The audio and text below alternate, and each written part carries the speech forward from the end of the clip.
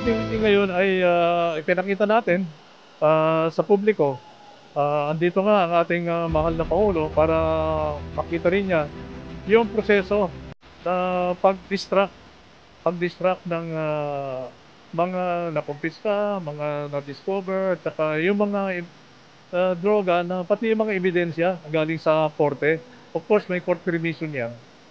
Kaya ito yung proseso kasi ang ating Dangerous Drugs Board Regulation, ang kanyang sinasabi dapat itong mga ebidensya, itong mga seizures, sa mga illegal drug ay ma-dispose through thermal destruction. Ito na yun yung thermal destruction.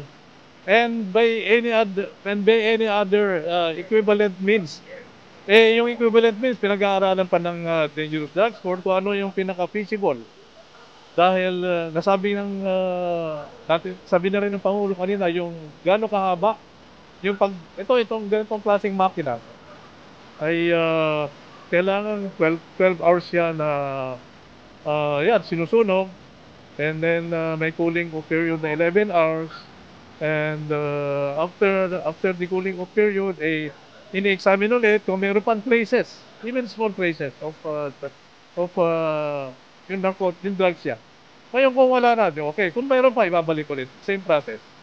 Ngayon, ang board ngayon, Dangerous Drugs Board, ay nag-iisip din ng ibang paraan. Baka sakali meron pang ibang paraan. Pero sa ngayon, ito yung ating ginagawang procedure. Well, kahapon, nakita natin, in-inspect din ng ating Pangulo, mga ito.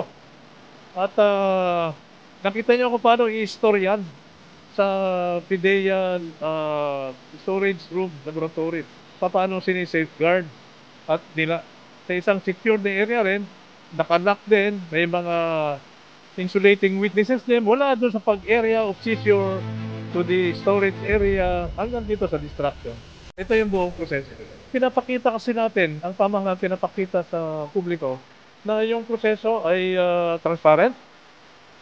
May mga accountable officials na pumipirma pa nga sila sa mga dokumento para ma-ensure na yung napakaigpit kasi ng korte doon sa chain of custody of evidence. Kaya ito recorded lahat yan.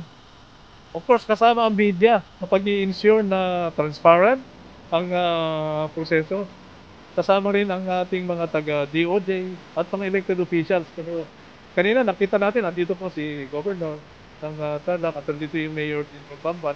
Na-witness din nila kung paano sinidistract ito mga confiscated at mga seized legal drugs. Wala kaming tigil sa pagsasaliksik kung ano pa ang proseso na mas madali at mas open sa publiko para yung duda ba, mawala na yung duda kasi may mga ilang mamamayan pa rin tayo na nagdududa na yung lahat ng nakumpiska na seize hindi lahat maabot dito sa incinerator plant. Kaya wala kaming tigil sa pag-iisip kung paano ma-ensure yung transparency and accountability of the officers na humakahawak dito sa mga confiscated at seized illegal drugs.